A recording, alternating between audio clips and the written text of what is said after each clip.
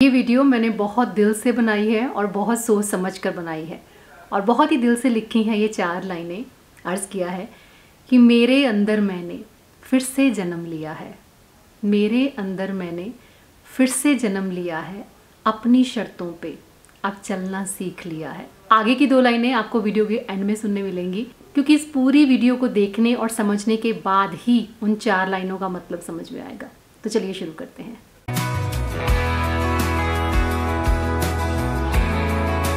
बहुत बार सुने हैं हमने ऐसे कुछ सेंटेंसेस जो कुछ टाइम तक हमको मोटिवेट भी रखते हैं, जैसे कि अपनी खुशियों का रिमोट कंट्रोल अपने ही हाथ में रखना चाहिए। तुम्हें तब तक कोई हर्ट नहीं कर सकता जब तक तुम खुद ना चाहो, और कोई तुम्हें कितना भी ट्रिगर करने की कोशिश करे पर तुम्हें बस चुप रहकर इग्नोर करना है। लेकिन कई बार ना एक चीज़ इन सभी थॉट्स को ओवर पावर कर लेती है और वो होती है लिमिट ऑफ टॉलरेंस। हमें ऐसा क्यों लगता है कि सिर्फ वही इंसान मेंटली स्ट्रांग हो सकता है जो बर्दाश्त करना जानता है? मतलब किसी के एग्रेशन को, थर्ड क्लास मेंटेलिटी को, किसी के पागलपन को सहन करते जाने में कौन सी खूबी हो सकती है? ये जो भी लोग होते हैं जो बार बार हमें ट्रिगर करते हैं और करते ही रहते हैं, इनके साथ जुड़े रहने में कौन सी और किसकी भलाई होती है?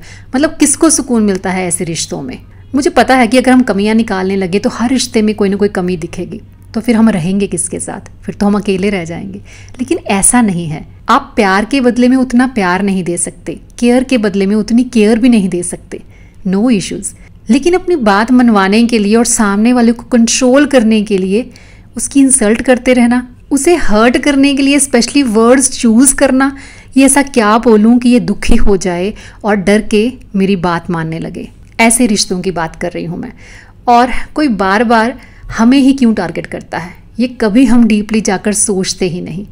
कभी सोचो तो शायद पता भी चल जाए कि जितने भी ये अग्रेसिव और कंट्रोलिंग नेचर के लोग होते हैं ना, ये हमेशा अपनी फ्रस्ट्रेशन निकालने के लिए सॉफ्ट टारगेट ढूंढते हैं।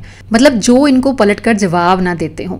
एक ऐसा इंसान जो इग्नोर करने में, चुप रहने में ही समझदारी समझता हो, ऐसे लोगों को टारगेट करते हैं ये। जहाँ इनको पता होता है ना कि कुछ भी बोलने से भयानक जवाब आगे से मिलेगा, वहाँ देख लेना ये कभी कुछ नहीं बोलेंगे। जैसे जानवर भी अपने से कमज़ोर जानवर को ही रौब दिखाता है। तो आज की वीडियो देखते हुए कुछ लोगों को एनालाइज करने की ज़रूरत है कि कहीं वो तो किसी के साथ ये सब नहीं कर रहे, या फिर आप कहीं उन लोगों में से तो नहीं हैं जो किसी भी रीज़न की वजह से इंसल्टिंग बिहेवियर को टॉलरेट किए जा रहे हैं। क्योंकि ज़िंदगी में बदलाव तभी आता है जब हम विचार करते हैं। तो कभी कभी खाली बैठो, बिल्कुल कुछ नहीं करना, सिर्फ विचार करना। ऐसा नहीं है कि इस वीडियो के माध्यम से मैं किसी को पुश कर रही हूँ कि वो पलट के जवाब देना सीखे, आर्गुमेंट या फाइट करना सीखे। क्योंकि अगर चुप रहना सोल्यूशन नहीं हो सकता तो फाइट करते रहना भी कभी सोल्यूशन नहीं होता। क्योंकि जब हम आर्गुमेंट करते हैं तो उसमें सिर्फ ब्लेम गेम चलती है, रिजल्ट कभी नहीं मिलेगा। अगर आप सालों से चुप हो तो उनके साथ मुकाबला आप वैसे भी नहीं कर पाओगे। लेकिन ऐसा नहीं है कि इस चीज़ का कोई सलूशन ही नहीं है। सलूशन एक ही है कि आप उनसे डिस्टेंस मेंटेन कर लो। फिजिकली कर सकते हो तो बहुत बढ़िया, और कोई ऐसा रिलेशन है जिनके साथ रहना आपकी मजबूरी है तो भी मेंटली डिस्टेंस मेंटेन करके आप खुद को रिलैक्स कर सकते हो। अच्छा, क्या बिल्कुल बात ना करना सलूशन हो सकता है? हाँ, यही एक सलूशन है डिस्टेंस मेंटेन करने का। दुनिया की नज़र में हो सकता है कि आपको वो रिलेशन रखना पड़े, लेकिन अपनी तरफ से उनको बड़े ही साफ शब्दों में कह देना ही बेहतर है कि सॉरी, अब मैं इस रिलेशन को आगे कंटिन्यू नहीं कर पाऊंगी। अब ये रिलेशन अगर रहेगा तो सिर्फ कुछ रिस्पॉन्सिबिलिटीज़ को फीड करने के लिए, लेकिन दिल से मैं इस कनेक्शन को ख़त्म करती हूँ। ये कहने में हम कई बार बहुत वक्त लगा देते हैं। पता नहीं अपनी पेशेंस को हम किस हद तक टेस्ट कर रहे होते हैं। कसूर हमारा भी नहीं है।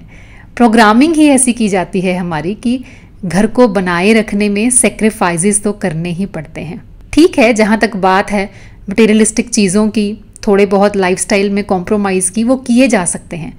लेकिन मेंटल पीस को ही सेक्रीफाइस कर देना, मतलब एक टाइम को लगे कि जलील होते होते डिप्रेशन में ही चले जाएंगे। बर्दाश्त किया ही नहीं जा रहा, फिर भी पता नहीं क्या बचाने के लिए बर्दाश्त किए जा रहे हैं। देखो, ये खेल सिर्फ सांसों तक का ही है। सांसें ख़त्म, खेल ख़त्म।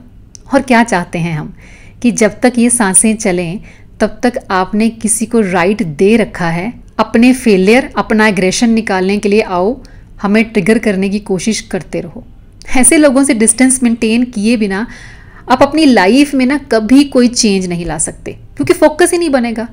सारी एनर्जी तो ब्रेन का मेस क्लीन करने में चली जाती है, और मेस भी ऐसा जो रोज किसी और के वर्ड्स और एक्शंस क्रिएट करते हैं। कड़वी लगती हैं ये बातें जब हम डिस्टेंस रखने की बात करते हैं।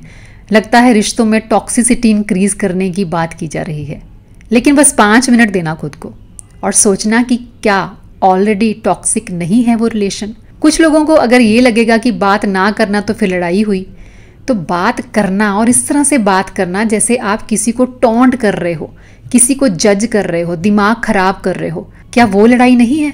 सालों से कोई एक ट्रिगर किए जा रहा है और दूसरा टारगेट बनते जा रहा है, मतलब अब दूसरा भी फाइट मोड पे आ जाए और नेगेटिविटी का कचरा पूरी तरह से फैल जाए, उससे बेहतर है कि चलो बात नहीं करते हैं। कोई ज़रूरी नहीं है कि कोई रिश्ता आखिरी सांस तक चले। बहुत सारे रिश्ते तो हम जी ही नहीं रहे होते, बस दुनिया को दिखाने के लिए उन रिश्तों का बोझ ढो रहे होते हैं। लेकिन दुनिया की बातों की परवाह तो हम तब करें ना जब लोगों ने आपकी जगह पे वो मेंटली टॉर्चर सहन किया है जो आपने किया है। ज़िंदगी को बेहद खूबसूरत कहने वाली, अपने काम से काम रखने वाली, किसी को परेशानी नहीं बस प्यार देने वाली ऐसी पर्सनालिटीज़ भी जब इरिटेट होने लगे, जब लगे कि अब बस मेरी तरफ से डन है, तो फिर अपनी तरफ से डन कर देना चाहिए। अगर किसी को लगता है कि बात करना छोड़ देना समझदारी नहीं है, तो प्लीज़ मुझे ज़रूर बताना कमेंट करके कि फिर क्या समझदारी है। मतलब ट्रिगर करने वाले को मान लो हर तरह से समझा लिया गया है, कभी प्यार से, कभी इग्नोर करके, कभी वार्निंग दे के, लेकिन वो एक्सट्रीम जाना चाहते हैं। आपके अंदर जो अच्छाई है वो उसे ख़त्म करना चाहते हैं, तो क्या करना चाहिए? वो सब हो जाए फिर एक्शन लेना चाहिए, या उससे पहले एक स्टेप लेकर एटलीस्ट अपनी एक्चुअल पर्सनैलिटी को बचा लेना चाहिए, क्योंकि आप कितना इग्नोर करोगे। चलो एक एग्जांपल देखते हैं। मान लो कोई नीडल लेके आपके पास बैठा है और उस नीडल के साथ वो आपकी स्किन पे कंटिन्यूसली पोक किए जा रहा है। आपने एक दो बार इग्नोर भी कर दिया, प्यार से भी मना के देख लिया, लेकिन वो समझे ही नहीं, तो उस पेन को आप कितनी देर और बर्दाश्त करोगे? ज़्यादा देर तो नहीं कर पाओगे ना।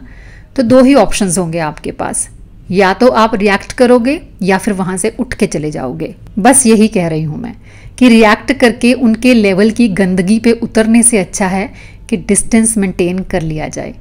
देखो, डिस्टेंस मेंटेन करने का डिसीज़न भी तब लेना चाहिए जब आप बहुत ज़्यादा श्योर हो कि सब कुछ ट्राई कर लिया, अब लग रहा है कि कुछ भी चेंज नहीं किया जा सकता। क्योंकि अगर सामने वाले को लगता है कि उसका उतना कंट्रोल है कि जो वो चाहता है वो कर सकता है, तो ऑब्वियसली वो करेगा ही। आप इग्नोर करके भी उसे रोक नहीं सकते। क्योंकि देखो, आप किसी को चाय, कॉफ़ी, खाना तक सर्व कर सकते हैं, लेकिन अगर आपको ये लगता है कि ये सब करके आप किसी की नेचर को चेंज कर सकते हैं, उसके बिहेवियर में बदलाव ला सकते हैं, तो not possible. And trust me, अगर आपकी लाइफ में कुछ गोल्स हैं, आप कुछ अचीव करना चाहते हो, तो ये डिस्टेंस मेंटेन करने के बाद आप वो चीज़ें कर पाओगे।